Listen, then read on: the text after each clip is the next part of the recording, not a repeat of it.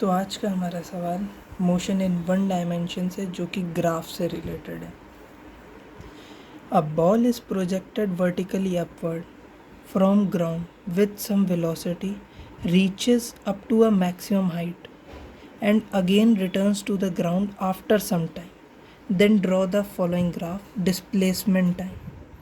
हमसे displacement time graph कह रहा है और कहा गया है एक बॉल है, उसको हमने कुछ वेलोसिटी से ऊपर फेंका, उसके बाद ये मैक्सिमम हाइट पहुंचने के बाद वो ग्राउंड पे वापस आई है।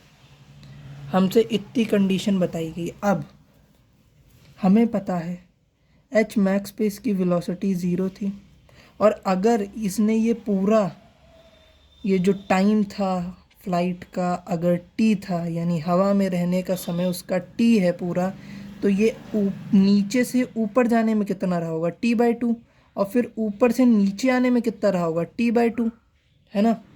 यानी t/2 में ये एच मैक्स पहुँची होगी। अब हमसे डिस्प्लेसमेंट टाइम ग्राफ कहा गया है, तो ये x और t के बीच में हो गया। अब ये धीरे धीरे वेलोसिटी जो थी ये कम हो रही होगी। देखिए न्यूटन भैया की पहली equation v is equals to u plus a T.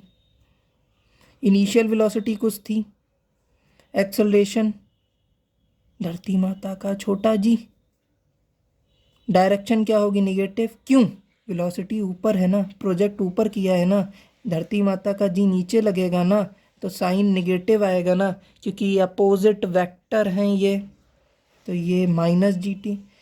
जैसे जैसे समय बढ़ेगा वैसे वैसे वेलोसिटी कम होगी होगी सही है ना यहाँ तक। तो अब हमको ये पता चल गया कि वेलोसिटी तो कम होनी है, पर ये जो x है वो तो समय के साथ बढ़ेगा ना, है ना। तो ये जो x था ये हमारा समय के साथ बढ़ा, ठीक। अब ये यहाँ पे मैक्सिमम हाइट पे पहुँच गया, यानी डिस्प्लेसमेंट इसका मैक्स है, तो यहाँ पे ये एच मैक्स है। ये यहाँ से देखिए x बढ़ रहा है बढ़ रहा है बढ़ रहा है बढ़ रहा है। ये जो यहाँ पे एच मैक्स है, यहाँ पे ये t/2 यानी आधा समय, यानी हाफ टाइम ऑफ फ्लाइट, यानी आधा टाइम ऑफ फ्लाइट पे ये एच मैक्स पे था। तो ये ग्राफ हमारा ऐसे आया ना, है ना। फाइनल वेलोसिटी इसकी ज़ीरो है, ज़ीरो होगी ना, तो इनिशियल वेलोसिटी इसकी जीटी हुई ना।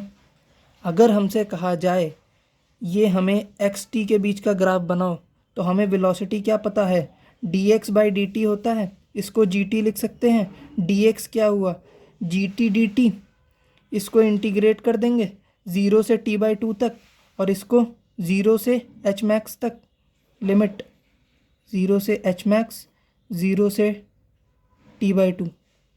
ये कितना आ जाएगा, एक्स मैक्स होगा हमारा, एक्स मैक्स कह लो या एच मैक्स कह लो, और ये जी तो कांस्टेंट, ये बाहर, टी का इंटीग्रेशन स्क्वायर हो जाएगा। लिमिट क्या रही, 0 से t/2, जी टी का t-2 का होल स्क्वायर माइनस 0 का होल स्क्वायर, तो ये टी का स्क्वायर, टी स्क्वायर अपॉन में 4, g/4 क्या है, कांस्टेंट। एक्स क्या हुआ, x is directly proportional to t square है। जब ये टी स्क्वायर है तो इसका ग्राफ पैराबोला आएगा ना, इसलिए हमने ये ऐसे बनाया। टाइम के साथ ये स्ट्रेट नहीं बढ़ा है क्योंकि ये डायरेक्टली प्रोपोर्शनल नहीं था। ये होता है हमारा स्ट्रेट लाइन का ग्राफ, पर ये स्ट्रेट लाइन नहीं है। ये कैसा आ रहा है, x is directly proportional to t square. ये हमने प्रूफ कर दिया यहाँ से निकाल के।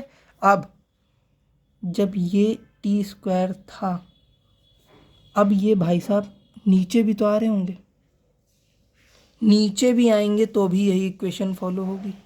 Final initial velocity zero, final भी हो गई। अब वेलोसिटी भी नीचे, एक्सेलरेशन भी नीचे, तो ये तो ज़ीरो, ये प्लस का जीटी आ जाएगा। फिर इंटीग्रेट करके ऐसे निकालेंगे, ये फिर ऐसे ही आ जाएगा हमारे पास। तो अब ये भाई साहब नीचे आए, ये गिर रहे हैं, गिर गए, ज़मीन पे आ गए तो x ज़ीरो हो गया। ज़ीरो से चालू किया था और 0 हो गया। वर्टिकली अपवर्ड जब भी हम फेंकते हैं, उसने जिस पॉइंट से चालू किया उसी पॉइंट पे वापस आना है उसे। डिस्प्लेसमेंट उसका 0 होना है कंफर्म, लेकिन डिस्टेंस 0 कभी नहीं होगी, क्योंकि इसने ऊपर जाने में कुछ डिस्टेंस ट्रेवल की, फिर नीचे आने में भी ट्रेवल की। डिस्प्लेसमेंट 0 पॉसिबल है कब? जब हमने जिस पॉइंट पे फेंका है उसी पॉइंट पे वापस आ जाए। अगर हमसे कह देता ये कि हमने एक बिल्डिंग से वर्टिकली अपवर्ड फेंका, लेकिन वो बिल्डिंग पे वापस ना आके उसके पड़ोस से बिल्डिंग के बॉटम पे गया है, सबसे नीचे, तब इसका डिस्प्लेसमेंट हमारे पास आता। लेकिन अभी नहीं आएगा, क्योंकि ये जिस पॉइंट पे गया था उसी पॉइंट पे वापस आया है। तो ये हमारा, ये टी इधर लिख लेते हैं, हमने बढ़ा दिया ग्राफ। तो ये एक्स और टी के बीच में ग्राफ पता चल गया। ये ऐसा आया हमारा, ये हमारा ग्राफ हो गया, ये हमारा आंसर हो गया। Thank you.